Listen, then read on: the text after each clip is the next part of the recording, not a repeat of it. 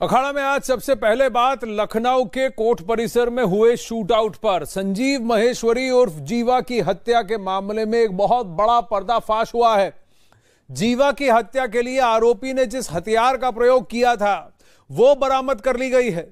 ये एक विदेशी हथियार है जो भारत में प्रतिबंधित तो नहीं है, लेकिन इसकी कीमत इतनी ज्यादा है कि आरोपी जिस बैकग्राउंड से आता है वो इसे खरीदने की हैसियत ही नहीं रखता है। आरोपी एक गरीब किसान परिवार से आता है जो कुछ महीने पहले 10 से 12 हजार रुपए की नौकरी करता था। ऐसे में सवाल यह है कि आरोपी को 5 से 6 लाख रुपए महंगी विदेशी रिवॉल्वर किसने दी? इसकी एक एक गोली कारतूस की कीमत 20,000 रुपए है। तो फिर इस हत्याकांड के पीछे कौन है?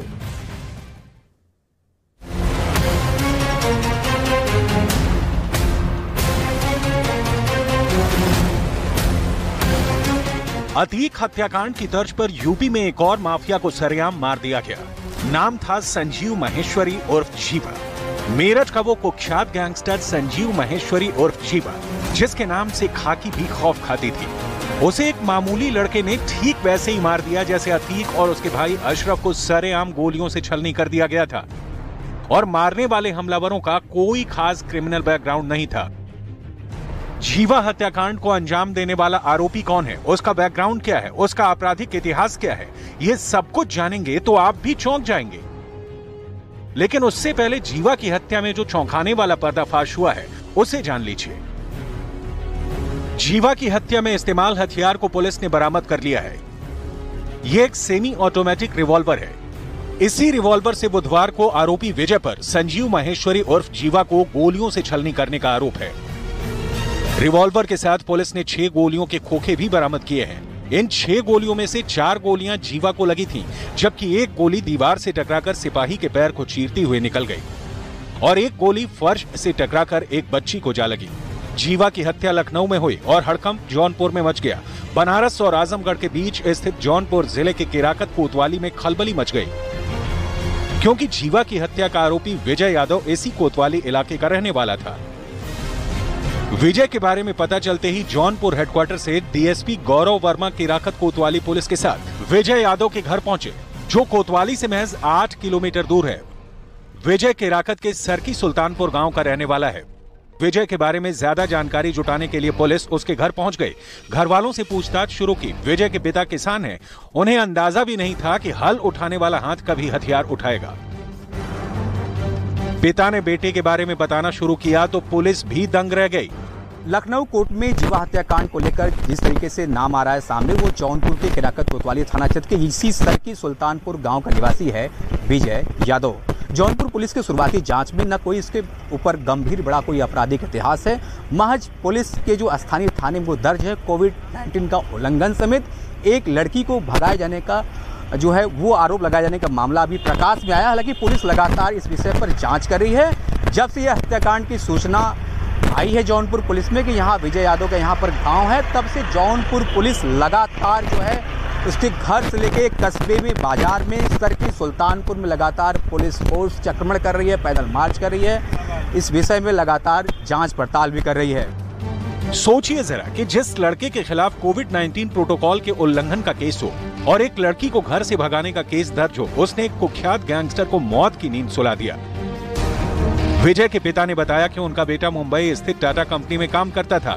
बीते कुछ महीनों से लखनऊ आ गया था और घर वालों को जानकारी दी थी कि उसे लखनऊ में नौकरी मिल गई है। अब सवाल उठता है कि जिस घर का लाल माया नगरी के टाटा कंपनी में नौकरी करता था, आखिर वो उत्तर प्रदेश की राजधानी में एक कुख्यात गैंगस्टर का शूटर कैसे बन बैठा? यही सवाल विजय के घर वालों से लेकर पुलिस तक को परेशान कर रही है। पहले तो उनके लिए टाटा कंपनी में काम करता था मुंबई में, 2 साल तक काम किया वहाँ पे।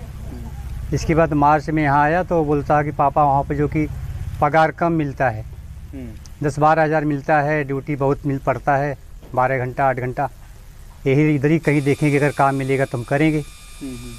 तो आया तो लखनऊ और 5-6 बार गया था काम के तलाश में। तो आता था 2 दिन के बाद, फिर 4 दिन 5 दिन रहता था घर पे, फिर चला जाता था।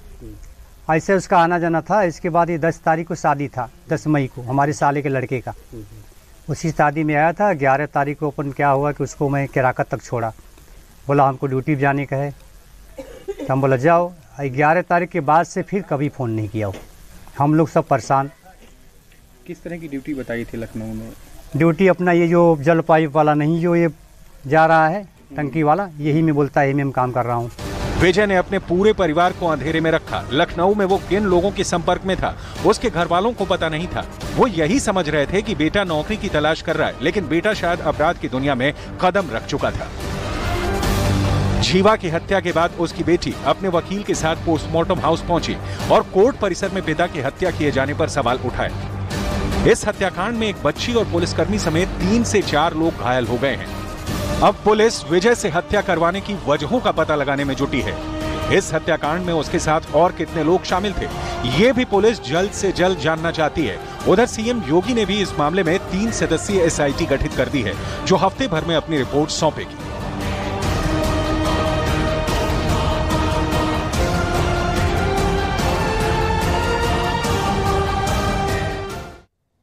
अब जिस विदेशी हथियार से गैंगस्टर संजीव जीवा की हत्या की गई, आइए उसके बारे में आपको बताते हैं।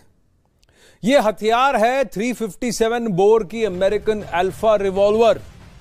इसकी कीमत 5 से 6 लाख रुपए बताई जाती है। भारत में यह रिवॉल्वर और इसके कारतूस प्रतिबंधित नहीं है। इसका एक कारतूस 1.5 से 2,000 रुपए में मिलता है। आमतौर पर यह रिवॉल्वर पंजाब में लोग शौकिया तौर पर रखते हैं, यानी कि इस पर कोई प्रतिबंधित तो ये तो है नहीं भारत के अंदर, लेकिन इसको अफोर्ड करना हर किसी आम व्यक्ति की बात नहीं है। 5-6 लाख रुपए का ये रिवॉल्वर है। 10-12 हजार रुपए की सैलरी कमाने वाले इस व्यक्ति के पास कैसे ये रिवॉल्वर आ गया, ये बहुत बड़ा प्रश्न है। अमित सिंह इस वक्त लखनऊ से हमारे साथ जुड़ रहे हैं। अमित, एक और बात है कि इसने जितने राउंड दागे, इसको साफ कह दिया गया था कि जब तक ये मरता नहीं इसको मारते रहो। 2 गोलियां तो कुछ एक वकील, एक कांस्टेबल को लगी है और एक छोटी बच्ची को लगी है, जो कि फर्श पे जाकर डिफ्लेक्ट होकर लगी। लेकिन इसके पोस्टमार्टम रिपोर्ट में बताया जा रहा है कि कम से कम 16 एंट्री पॉइंट है, यानी 8 गोलियां जीवा को इस व्यक्ति ने मारी है। लेकिन इसके पास 6 लाख रुपए का ये रिवॉल्वर आया कहां से? जी हाँ, बिल्कुल। देखिए, 8 जो 16 एग्जिट पॉइंट मिले हैं पोस्टमार्टम रिपोर्ट में अभी तक, जो एक्सक्लूसिव पोस्टमार्टम रिपोर्ट हमारे पास है, जिसमें से साफ जाहिर है कि 8 गोलियां केवल जीवा पर लगी है, केवल जीवा को लगी है। इसके अलावा बच्ची जो कि 2 से 3 साल की है, उसके भी बुलेट इंजरीज है और उसके पीठ में अभी भी गोली फंसी हुई है। 2 पुलिस के जवानों को भी गोली लगी है। तो क्या इन जीवा की जो गोली लगी उसको आर पार करने के बाद उस बच्ची के पीठ पे जाकर गोली लगी है? तो ये सब जांच का विषय है। फिलहाल पुलिस इस मामले में कुछ नहीं कह रही है। पुलिस ये भी नहीं बता रही है कि कितनी राउंड फायरिंग हुई। जो .357 अमेरिकन अल्फा रिवॉल्वर है, ये रिवॉल्वर आखिरकार आरोपी विजय यादव के पास कहां से पहुंचा, इस बारे में लगातार एसआईटी इन्वेस्टिगेशन कर रही है। एसआईटी इस बारे में भी जानकारी हासिल करने की कोशिश कर रही है। जो बीते 1 महीने से विजय उर्फ आनंद यादव, आरोपी जो है, वो अपने परिजनों के संपर्क में नहीं था। तो ऐसे में वो कहां था, किसके संपर्क में था, किस गैंगस्टर के संपर्क में था? जो शुरुआती इन्वेस्टिगेशन निकलकर सामने आई है आनंद, उससे आपसी वर्चस्व, जो गैंग्स हैं, गैंगस्टरों की आपसी वर्चस्व की ये लड़ाई निकलकर सामने आ रही है। सुनील राठी गैंग, जो कि पश्चिमी उत्तर प्रदेश का बड़ा गैंग है, वो गैंग और महेश्वरी का गैंग, महेश्वरी जीवा, संजीव महेश्वरी जीवा का गैंग में आपसी रंजिश का ये पूरा मामला है। फिलहाल एसआईटी की टीम लगातार इन्वेस्टिगेशन कर रही है। जी अमित, मैं वापस आता हूं आपकी तरफ, और भी कुछ प्रश्न है। जावेद मंसूरी भी हमारे साथ जुड़ेंगे, लेकिन इस बीच एक बहुत बड़ी खबर आ रही है। बड़ी खबर यह आ रही है कि गैंगस्टर संजीव जीवा हत्याकांड की एसआईटी जांच तेज कर दी गई है।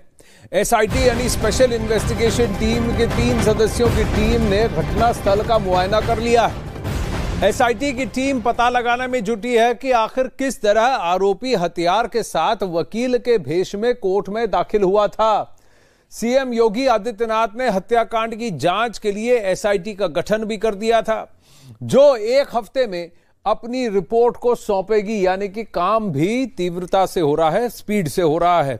लखनऊ कोर्ट में संजीव जीवा शूटआउट से जुड़ी इस वक्त एक और बड़ी अपडेट सामने आई है। विश्वसनीय पुलिस सूत्रों के हवाले से न्यूज 18 को एक्सक्लूसिव जानकारी मिली है कि संजीव जीवा की हत्या गैंग वॉर के तहत की गई। अपराध की दुनिया में वर्चस्व की जंग के चलते गैंगस्टर जीवा की हत्या की गई। हत्या के शक की सुई गैंगस्टर सुनील राठी की तरफ घूम रही है, जैसा अमित सिंह अभी बता रहे थे, क्योंकि गैंगस्टर सुनील राठी से संजीव जीवा की पुरानी दुश्मनी थी। अमित सिंह इस वक्त हमारे साथ है। जी अमित। देखिए, सुब्रत पाठक जो कि बीजेपी सांसद है वो इस वक्त हमारे साथ जुड़ेंगे। अभी किसी और से बातचीत कर रहे हैं, तुरंत अभी हमारे साथ जुड़ेंगे आनंद। जैसे जुड़ते हैं फिर हम आएंगे आपके पास। नहीं, आपने कहा अमित की संजीव जीवा की दुश्मनी थी सुनील राठी से, तो सुनील राठी गैंग का इन्वॉल्वमेंट हो सकता है, लेकिन 6 लाख रुपए का रिवॉल्वर 10-12 हजार की पगार लेने वाले इस व्यक्ति को दिया किसने, और इतना सोफिस्टिकेटेड रिवॉल्वर देने की क्या आवश्यकता थी? कुछ प्रश्न उठते हैं। जाहिर तौर पे आनंद, कई सवाल उठते हैं कि आखिरकार जो 6 लाख रुपए में जो .357 बोर की जो अमेरिकन रिवॉल्वर है वो उसके पास कहां से पहुंची? पिछले 1 महीने से वो अभी अपने फैमिली के टच में नहीं था, आखिरकार वो कहां था? जो अभी शुरुआती इन्वेस्टिगेशन निकलकर सामने आ रही है उससे ये साफ है कि ये आपसी जो गैंग्स हैं उसमें आपसी वर्चस्व की ये लड़ाई है। लेकिन पुलिस अभी फिलहाल खुल के कुछ नहीं बोली। जो हमारे सोर्सेज बता रहे हैं कि सुनील राठी गैंग का इस पूरे मामले में हाथ हो सकता है। इस बाबत हम बातचीत भी करेंगे, क्योंकि बीजेपी सांसद सुब्रत पाठक भी इस वक्त हमसे जुड़ेंगे, उनसे भी हम जो बातचीत करेंगे, क्योंकि सुब्रत पाठक सीधे सीधे इस पूरे मामले में विपक्ष का हाथ होने की बात कर रहे हैं। लेकिन जब उनसे हम बातचीत करेंगे, लेकिन आपको एक बात तो साफ है कि यहाँ पर देखिए, सुब्रत पाठक इस वक्त हमारे साथ जुड़ गए हैं, बीजेपी सांसद हैं। सर, जिस तरीके से कल लखनऊ की अदालत में हमने देखा सरेआम गोलियां चली, संजीव जीवा की हत्या हुई, क्या कहेंगे इस पर? आपका पहला रिएक्शन, किसका हाथ इसके पीछे है? देखो, पीड़ादायक है, दुखद है, और इसमें किसका हाथ है तो अभी तो जांच कमेटी बनी है, अभी हम कुछ कह देंगे तो जल्दबाजी होगा। फिर भी कोई पश्चिमी उत्तर प्रदेश का गैंगस्टर या कोई कहीं से किसी का, देखो आप देखो इसके पीछे क्या एंगल हो सकता है। ये भाड़े पर हत्या करने वाले लोग हैं, और ये भाड़े पर आखिर किसकी हत्या की होगी? अब आपने देखा कि एक मुरैना की घटना है मध्य प्रदेश की, कि एक लड़के ने, एक 22 साल के लड़के ने 6 लोगों की हत्या कर दी। कारण यह था कि जब 10 साल का था तो उसके बाप को मार दिया था उन लोगों ने, तो अपने बाप का बदला लेके, तो बदले का भी एक बड़ा इतिहास है। ये भाड़े की हत्या करने वाले तो किसी की भी हत्या कर देते हैं। अब जिसकी हत्या कर दी, क्या बेचारे उसके बच्चों पर बीत रही होगी, क्या उसके पत्नी पर बीत रही होगी, क्या उसके परिवारजनों के ऊपर बीत रही होगी? तो कभी ये तो सोचते नहीं है।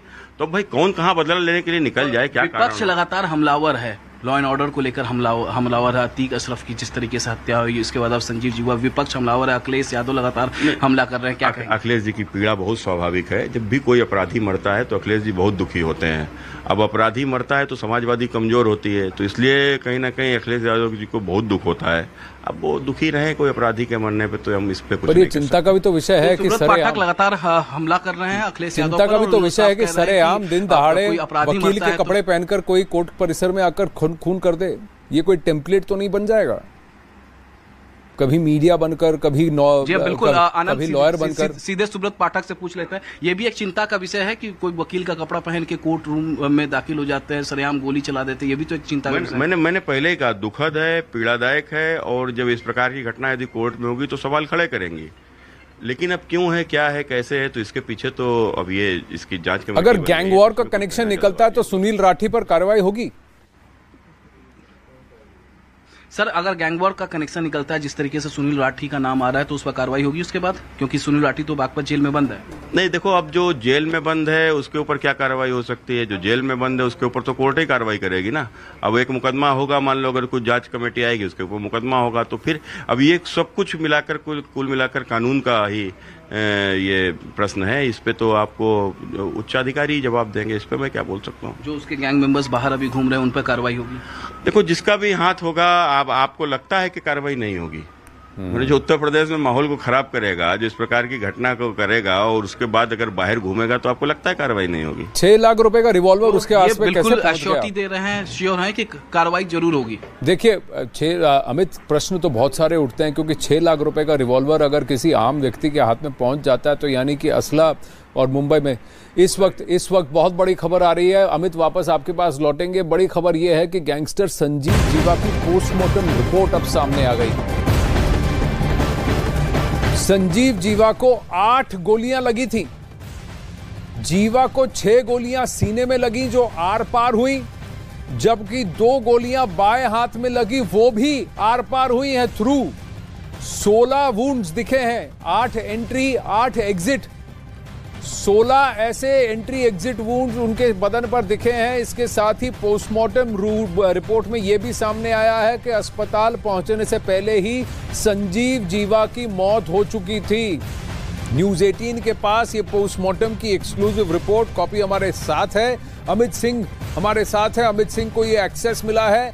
8 गोलियां लगी, 2 हाथ में, 6 सीने पर, लेकिन सब थ्रू एंड थ्रू हुई हैं।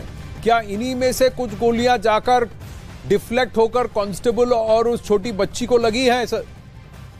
अमित, देखिए off camera ji Anand, off camera मेरी कुछ अधिकारियों से बातचीत हो रही थी थोड़ी देर पहले, तो उन्होंने कहा कि जो बच्ची को जो गोली लगी है और जो बच्ची के पीठ में अभी भी गोली फंसी हुई है, उससे बच्ची को कोई खतरा नहीं है, वो अभी फिलहाल स्टेबल है। लेकिन जिस तरीके से बच्ची को इंजरी हुई है और दोनों पुलिस कांस्टेबल को इंजरी हुई है, ये कहीं ना कहीं जो गोलियां आर पार हुई हैं वही जाकर बच्ची और दोनों पुलिस वालों को भी लगी है। बहरहाल ये जांच का विषय है, ये पुलिस ऑफ कैमरा बता रही है। ऑन कैमरा इस मामले में पुलिस कुछ भी बोलने को तैयार नहीं है। पुलिस के जो आला अधिकारी हैं वो केवल इतना कह रहे हैं कि एसआईटी गठित कर दी गई है, एसआईटी इस पूरे मामले में इन्वेस्टिगेशन कर रही है। 1 सप्ताह के अंदर एसआईटी की रिपोर्ट जो है वो मुख्यमंत्री योगी आदित्यनाथ के टेबल पे होगी, क्योंकि मुख्यमंत्री योगी आदित्यनाथ ने केवल 1 सप्ताह का डेडलाइन ही एसआईटी को दिया है। लेकिन यह चिंता का विषय है जिस तरीके से कोर्टरूम में फायरिंग होती है। कोर्टरूम में संजीव जीवा जो है, संजीव महेश्वरी जीवा, पश्चिमी उत्तर प्रदेश का बड़ा गैंगस्टर, 24 मुकदमे आनंद संजीव जीवा पे दर्ज थे, जिनमें से 2 मुकदमे में उसको उम्र कैद की सजा हो चुकी थी। इसमें कोई डाउट नहीं है हमें, इसमें कोई डाउट नहीं है कि जीवा कोई दूध का धुला तो था नहीं, 1 नंबर का गैंगस्टर क्रिमिनल था। जैसा आपने कहा 24 केसेस थे, कुछ में उसको उम्र कैद की सजा हो चुकी थी, उसको तो जाना ही था नरकलोक। लेकिन किस तरह से उसे भेजा गया, जिस तरह से जिंदाड़े हत्या की गई, ये प्रश्न उठता है कि क्या कोई भी कहीं पर भी आकर ऐसे रिवॉल्वर पा जाएगा और फिर रिवॉल्वर उठाकर किसी को भी मार डालेगा? यह प्रश्न उठता है। क्या उत्तर प्रदेश में यह होना चाहिए? बावजूद इस बात पर, क्योंकि बाबा ने यह आश्वासन दिया है, योगी आदित्यनाथ ने आश्वासन दिया था कि अब ऐसा नहीं होगा, पर यह हुआ है। वहीं जीवा हत्याकांड के तार सुनील राठी से जोड़े जा रहे हैं। अंदेशा जताया जा रहा है कि जीवा गैंग के कट्टर दुश्मन सुनील राठी गैंग ने ही जीवा की हत्या कराई है। ऐसे में आइए आपको बताते हैं ये सुनील राठी कौन है, जिस पर जेल में बैठे बैठे अपने दुश्मनों की हत्या के आरोप लगते रहे हैं। 1999 में बागपत में चुनावी रंजिश में सुनील राठी के पिता की हत्या कर दी गई थी। पिता की हत्या का बदला लेने के लिए सुनील राठी ने हथियार उठाए। 21 साल की उम्र में सुनील पर 4 हत्याओं का आरोप लगा। कहा गया कि सुनील ने अपने पिता के हत्यारों से बदला ले लिया। रुड़की के राधे श्याम हत्याकांड में सुनील राठी का नाम सामने आया। इसके बाद सुनील राठी पर रुड़की के डिप्टी जेलर नरेंद्र खंपा की हत्या का भी आरोप लगा। यही नहीं, 2018 में कुख्यात अपराधी मुन्ना बजरंगी की जेल में हत्या का आरोप भी सुनील राठी पर ही लगा।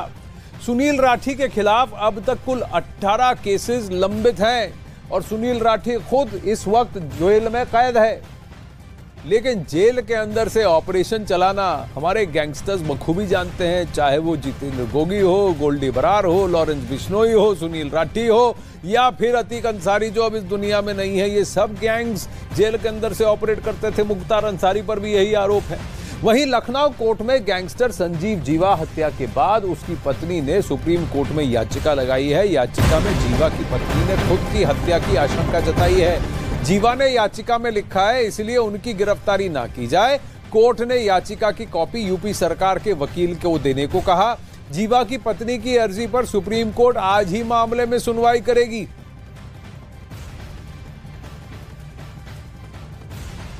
अब कल शाम लखनऊ की अदालत में क्या हुआ, कैसे तमाम सुरक्षा को भेदकर एक शूटर संजीव जीवा के पास पहुंच गया और कैसे कोर्ट रूम में अचानक अफरा तफरी मच गई, जिसकी पूरी कहानी बताई उस घायल कांस्टेबल ने जो उस वक्त कोर्ट रूम में मौजूद था, चश्मदीद। दिखाते हैं आपको ये एक्सक्लूसिव बातचीत। जिस दौरान लखनऊ की अदालत में गैंगस्टर संजीव जीवा की हत्या हुई, उस दौरान उसी कोर्ट प्रेमाइसेस में, कोर्ट रूम में 2 उत्तर प्रदेश पुलिस के जवान मौजूद थे जिन्हें बुलेट इंजरीज लगी हैं। यहाँ पर देखिए तस्वीरों में, मैं आपको तस्वीरें दिखा रहा हूँ। यहाँ पर देखिए पैरों में चोट है, आप इनको लगी है, और दूसरे शख्स को भी यहाँ पर बुलेट इंजरी भी है। सीधे हम इनसे बातचीत करेंगे कि क्या कुछ था, कि किस तरीके से वारदात हुआ। आप वहाँ पर उस वक्त मौजूद थे। सबसे पहले तो अपना नाम बताइए और क्या हुआ सिलसिलेवार तरीके से बताइए। आपकी तबीयत अभी कैसी है? तबीयत ठीक है। लाल मोहम्मद नाम है मेरा।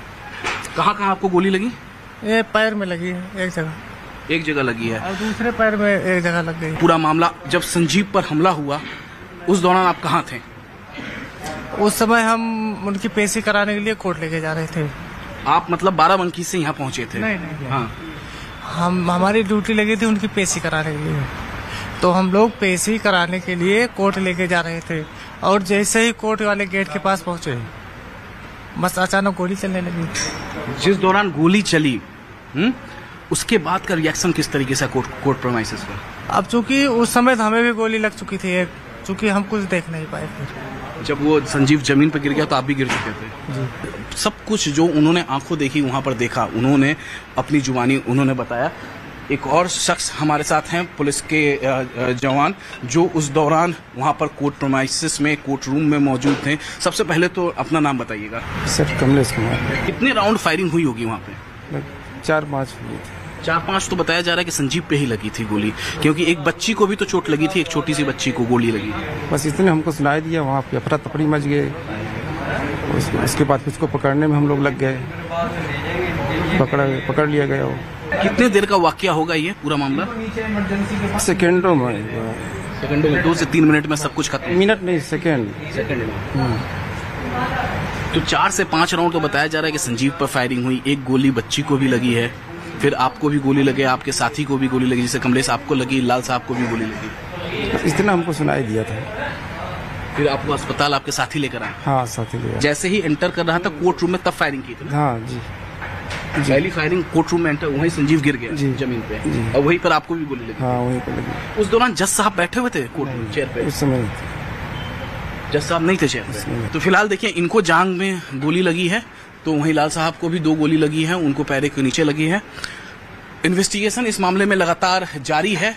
मुख्यमंत्री योगी आदित्यनाथ ने इस पूरे मामले में SIT का गठन कर दिया है, और SIT 1 सप्ताह के भीतर इस मामले में अपनी रिपोर्ट दायर कर देगी।